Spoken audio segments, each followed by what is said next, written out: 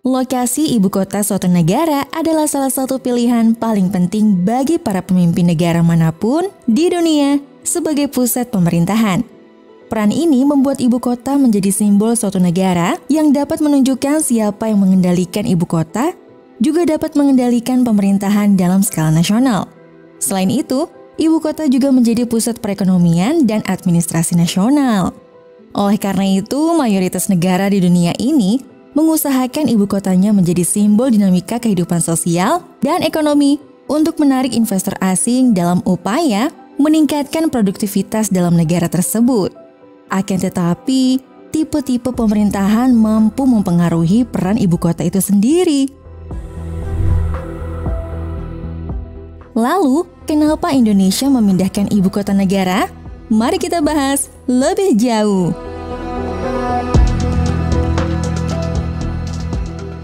Ibu kota pada dasarnya adalah otak sebuah negara, dan memilih lokasi di mana kita ingin menempatkannya tentu saja merupakan sebuah pilihan yang sangat strategis.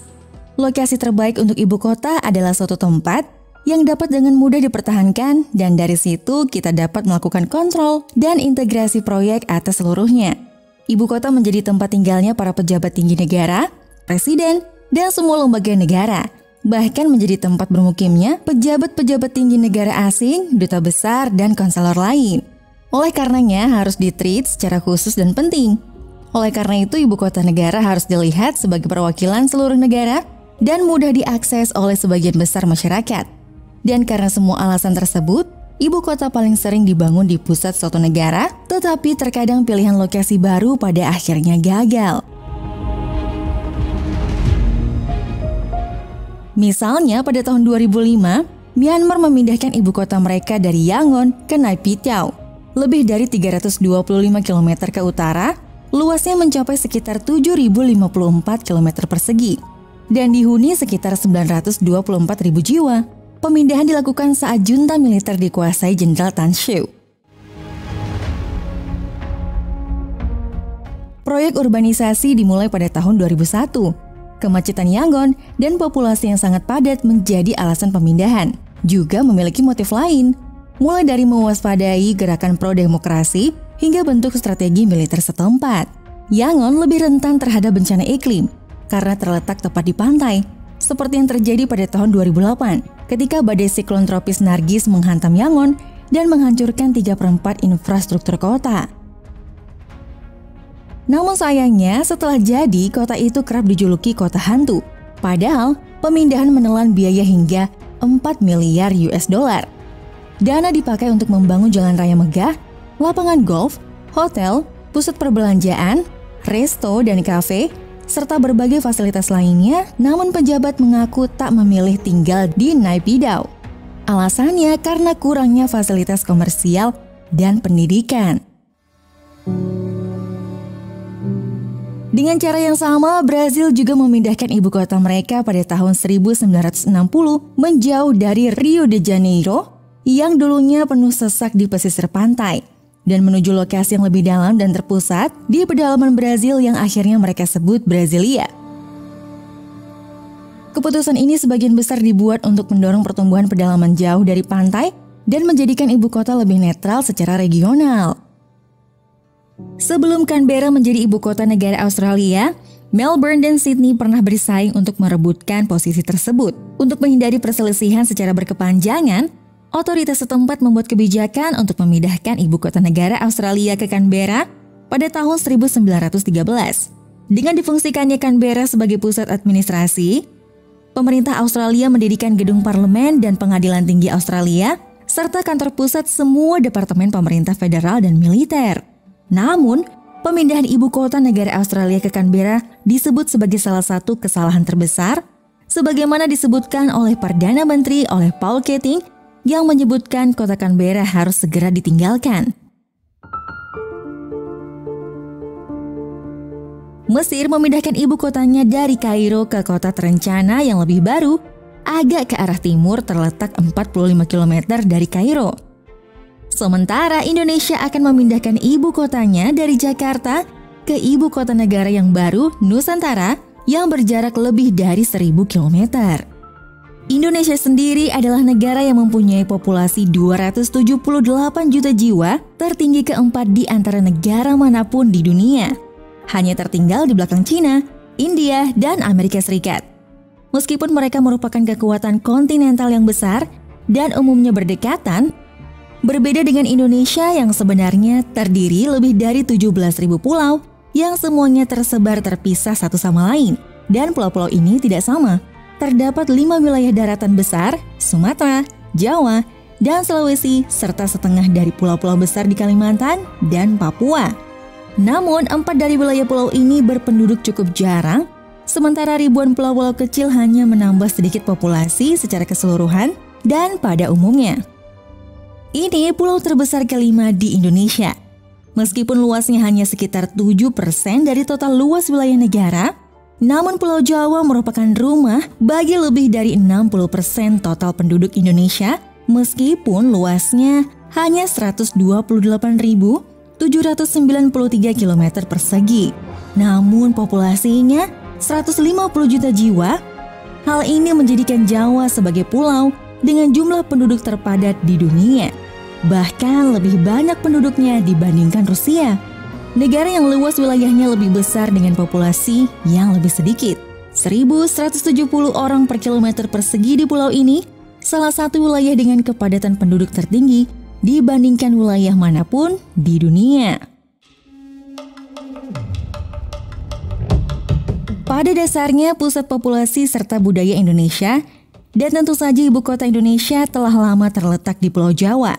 Jakarta telah menjadi kota yang cukup besar selama berabad-abad, tetapi di dunia modern abad ke-21, jumlah penduduk metropolitan kota ini melonjak hingga mencapai jumlah penduduk sekitar 11,24 juta jiwa.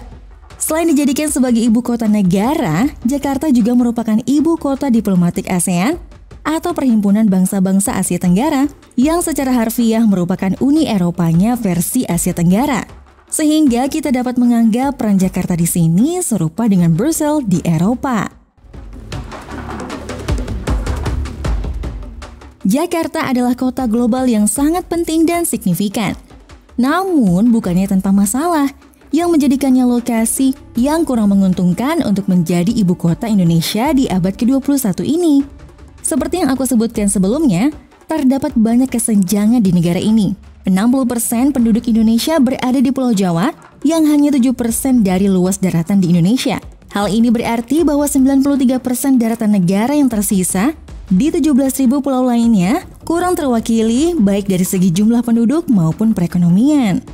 Sementara perekonomian di Jakarta dan Jawa telah tumbuh pesat selama beberapa tahun terakhir. Dalam beberapa dekade terakhir, pulau-pulau lain kurang lebih tertinggal secara ekonomi dan tetap stagnan. Untuk menggambarkan hal ini, sejak tahun 1971, Pulau Jawa telah dihuni oleh 75 juta orang. Sementara, Sumatera hanya memperoleh 38 juta penduduk. Borneo atau Kalimantan 11 juta orang, Sulawesi sekitar 10 juta, sementara Nugini Barat 4 juta jiwa. Meskipun pulau-pulau lain ini mungkin terlihat dekat pada peta seperti ini, sebenarnya tidak demikian jika kita menempatkan Indonesia di atas Eropa, di mana Pulau Jawa tepat di Italia Utara, hingga Kalimantan terletak jauh di antara Jerman Utara dan Polandia, Sulawesi berada di Belarus dan Ukraina, sementara Nugini Barat terletak jauh di Kazakhstan. Banyak dari tempat-tempat ini sangat jauh dari Jakarta, dan oleh karena itu terisolasi dan terpencil dari pusat kekuasaan yang melintasi ribuan kilometer lautan. Jika kita melihat berdasarkan pada sentralisasi faktor kekuasaan, maka dari sudut pandang geografis akan lebih masuk akal untuk menempatkan ibu kota Indonesia di Kalimantan atau di Sulawesi. Namun tentu saja, sentralisasi saja bukanlah alasan yang cukup. Kita tahu bahwa Jakarta sendiri mempunyai banyak permasalahan. Kota ini telah mengalami pertumbuhan yang luar biasa besarnya dalam beberapa dekade terakhir. Pada awal tahun 1945, populasi kota hanya berjumlah 600 ribuan orang.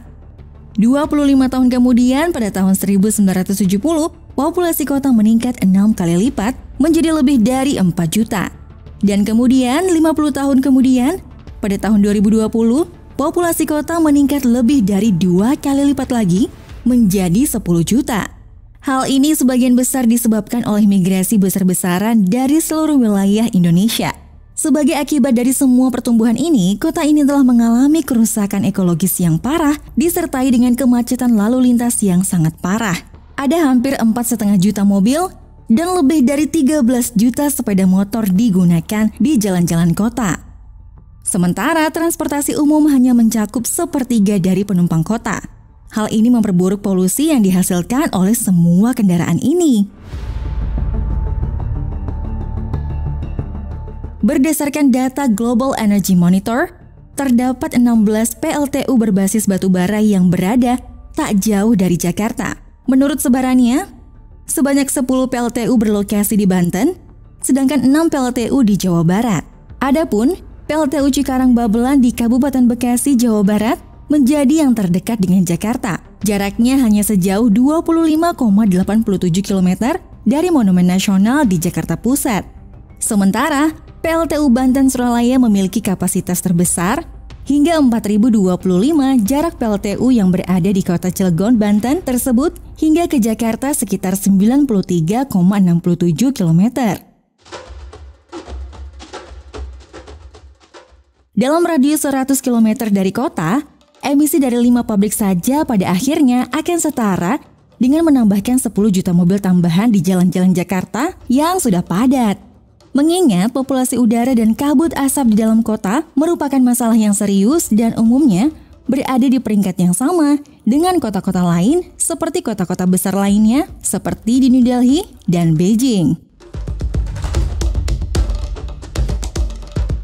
Sektor transportasi merupakan penggunaan bahan bakar paling besar di Jakarta, yang berkontribusi sebesar 44% dari penggunaan bahan bakar di Jakarta. Diikuti industri energi 31%, lalu manufaktur industri 10%, sektor perumahan 14%, dan komersial 1%. Dari sisi penghasil emisi karbon monoksida terbesar, disumbang dari sektor transportasi sebesar 96,36%, atau 28.317 ton per tahun. Disusul pembangkit listrik 1,76%, 5.252 ton per tahun, dan industri 1,25% mencapai 3.738 ton per tahun. Sepeda motor merupakan menghasilkan beban pencemaran per penumpang paling tinggi dibandingkan mobil pribadi bensin, mobil pribadi solar, mobil penumpang, dan bus. Dengan populasi mencapai 78% dari total kendaraan bermotor di DKI Jakarta sebanyak 24,5 juta kendaraan, dengan pertumbuhan 1.046.837 sepeda motor per tahun. Pada tahun lalu, di tahun 2021, 172 hari di Jakarta dianggap terlalu tidak sehat untuk berada di luar ruangan, yang mana hal ini terjadi lebih dari setengah tahun, dan tentu saja lalu lintas itu sendiri yang sering disebut dengan Jakarta kota terburuk di dunia dalam hal lalu lintas. Dan diperkirakan bahwa rata-rata penduduk Jakarta akan menghabiskan 10 tahun seumur hidup mereka di sana dalam kemacetan. Kerugian perekonomian dari kemacetan ini yang diambil dari data tahun 2013 sekitar 65 triliun rupiah per tahun, dan sekarang angkanya mendekati 100 triliun rupiah dengan semakin beratnya kemacetan di wilayah DKI Jakarta. Kota satelit terbesar di Jakarta, di mana banyak pekerja kantoran di pusat kota yang tinggal di Bogor. 56 km jauhnya dari pusat kota Jakarta, dalam kondisi lalu lintas normal di Jakarta, biasanya diperlukan waktu 2 jam untuk berkendara melintasi jarak 56 km tersebut. Dan jika kemacetan parah bisa memakan waktu lebih dari 3 jam. Dan yang lebih buruk lagi adalah populasi Jakarta masih terus bertambah. Pada tahun 2030, diperkirakan akan ada lebih dari 35 juta orang yang tinggal di wilayah tersebut. Namun, situasi spesifik di Jakarta agak unik. Karena selain menghadapi naiknya permukaan air laut, secara bersamaan masalah tenggelamnya Jakarta sangat mirip dengan Mexico City dan Venesia, yang keduanya sudah pernah aku buatkan videonya tentang kota yang bakalan tenggelam di tahun 2050. Tapi ini intinya sama seperti kedua kota tersebut. Jakarta didirikan di lingkungan rawa berabad-abad yang lalu sebelum menjadi kota-kota modern. Perlu dipahami bahwa jika penurunan muka air tanah tidak dapat dicegah, maka 13 sungai yang melintasi Provinsi DKI Jakarta tidak dapat mengalir secara gravitasi ke laut dalam kurun waktu 15 tahun yang akan datang. Semuanya tercemar dan saat ini tidak dapat digunakan untuk air minum. Jakarta memang memiliki serangkaian pipa air, tetapi pipa-pipa tersebut hanya menjangkau sekitar 60% populasi. Dan semuanya sangat terkonsentrasi di daerah-daerah yang lebih kaya di selatan, di Jakarta Pusat. Penduduk yang tidak memiliki akses, pemumpaan tanah pada dasarnya adalah satu-satunya cara untuk mendapatkan air segar bagi mereka sendiri. Tetapi tentu saja, ketika air di bawah permukaan ini dihilangkan, tanah di atasnya akan terus memadat dan tenggelam. Saat ini terdapat lusinan gedung pencakar langit beton dan baja yang sangat besar dan berat di seluruh permukaan kota, menambah beban dan tekanan yang semakin besar sehingga mendorong tanah rapuh di bawahnya. Sebagai akibat dari semua faktor yang berkontribusi ini, seluruh wilayah Jakarta kini tenggelam ke dalam tanah sekitar 18 cm per tahun, namun ada beberapa daerah yang mengalami penurunan permukaan air sebesar 25 cm per tahun. Jika kita mempertimbangkan kenaikan permukaan laut, mudah untuk melihat mengapa sebagian besar wilayah kota akan segera berada dalam bahaya besar. Dan meskipun banjir sudah menjadi masalah kronis yang dihadapi di kota ini, tidak ada apa-apanya jika dibandingkan dengan apa yang mungkin terjadi di masa depan. Seluruh kota berada di cekungan yang datar dan 40% wilayah Jakarta sudah berada di bawah permukaan laut. Sementara banyak pihak lain memperkirakan bahwa pada tahun 2050, seluruh kota yang berpenduduk lebih dari 11 juta orang akan terkubur di bawah laut seperti Atlantis modern dengan asumsi bahwa tidak ada yang benar-benar bisa dilakukan untuk mengatasinya.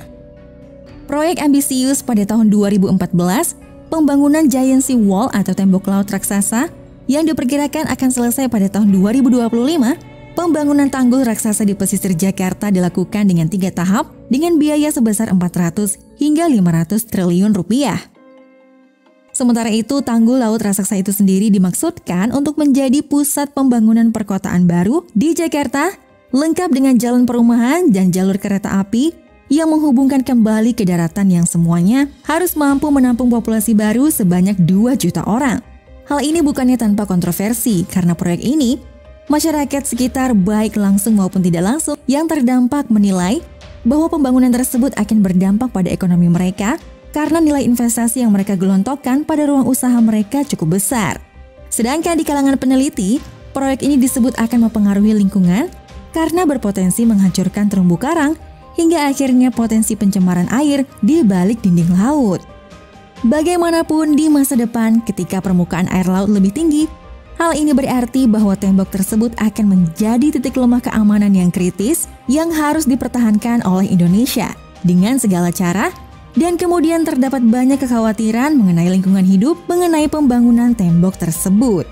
Di atas segalanya, dengan semua faktor negatif yang merugikan Jakarta dan kebutuhan nyata untuk mengurangi tekanan dan beban populasi yang terus meningkat terhadap kota yang sedang tenggelam, pemimpin saat ini, Presiden Indonesia Joko Widodo, membuat pengumuman pada tahun 2019 untuk memindahkan ibu kota dari Jakarta untuk pertama kalinya, dan sementara lokasi spesifik dan rencana masih dalam tahap penyelesaian. Ibu kota baru akan berjarak hampir 1.000 km dari Jakarta di Pulau Borneo, Kalimantan, yang merupakan pulau terbesar ketiga di dunia. Dan itu berarti bahwa ibu kota Indonesia akan berada di sebuah pulau yang berbagi dengan 2 negara lainnya di utara, yaitu Malaysia dan Brunei. Kalimantan sebagian besar ditutupi oleh hutan hujan, berpenduduk jarang namun memiliki beberapa keunggulan bagi ibu kota baru Indonesia.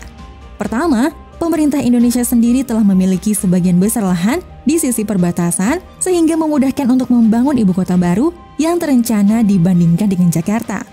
Bencana yang terjadi di sini sangat minim, baik itu berupa banjir, gempa bumi, tsunami, atau khususnya gunung berapi.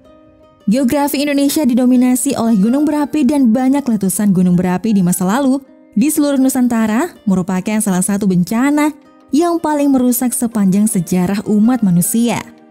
Dua bencana teratas, letusan gunung berapi paling dahsyat yang pernah tercatat dalam sejarah umat manusia terjadi di Indonesia di Krakatau pada tahun 1883 dan di Gunung Tambora pada tahun 1815. Keduanya menyebabkan kerusakan yang sangat besar.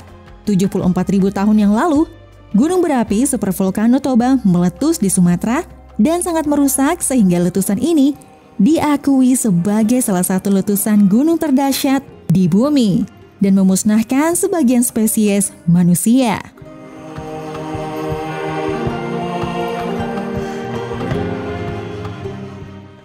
Saat ini setidaknya terdapat 127 gunung berapi aktif di seluruh negeri. Dan lebih dari 5 juta penduduk Indonesia tinggal di dalam zona bahayanya di sekitar lereng gunung berapi. Tetapi jika kita perhatikan di peta ini, tidak ada gunung berapi aktif besar di Kalimantan, yang dari sudut pandang risiko membuatnya jauh lebih aman bagi ibu kota negara untuk berlokasi di sana dibandingkan di Jawa atau Sumatera, dan akhirnya Kalimantan secara geografis terletak hampir persis di tengah-tengah seluruh kepulauan Indonesia, dan terdapat beberapa kawasan kota berkembang di dekat lokasi yang diusulkan, dan akan terus berkembang pesat seiring berjalannya waktu seperti Balikpapan, Samarinda, dan Tenggarong. Secara total, Indonesia berharap untuk menciptakan wilayah ibu kota baru di Kalimantan yang akan mencakup wilayah darat seluas 252.600 hektar dan wilayah laut mencapai luas 69.769 hektar. Harapan Presiden Widodo bahwa pada akhirnya ibu kota baru ini akan menjadi rumah bagi 1,4 juta pegawai pemerintah dan keluarga mereka yang berpotensi menjangkau populasi lebih dari 7 juta orang. Dengan beberapa desain futuristik yang telah dipilih untuk masa depan yang lebih baik. Gedung-gedung pemerintah yang penting seperti Istana Kepresidenan dan yang lainnya. Perkiraan total harga untuk membangun ibu kota negara baru di sini adalah sekitar 466 triliun rupiah. Namun terdapat banyak penundaan dalam proyek yang disebabkan oleh kondisi pandemi COVID-19 pada saat itu yang harus jadi prioritas pemerintah. Pemotongan anggaran dan tekanan-tekanan lainnya yang kian meningkat. Pembangunan IKN pasti akan mendapat banyak tantangan selama beberapa tahun ke depan. Namun tujuan dan harapannya tidak lain untuk mendorong jutaan orang menuju kehidupan yang lebih baik di ibu kota yang baru. Dan kita berharap pada alam dengan segala usaha menjaga ekosistem, karena ekosistem yang baik akan memiliki kemampuan untuk pulih lebih cepat daripada yang kurang baik. Bila kondisi ekosistem kurang baik mengalami gangguan, ekosistem akan dapat berubah secara total dan tidak akan pernah kembali pada struktur semula. Seperti itulah yang akan terjadi di Jakarta saat ini.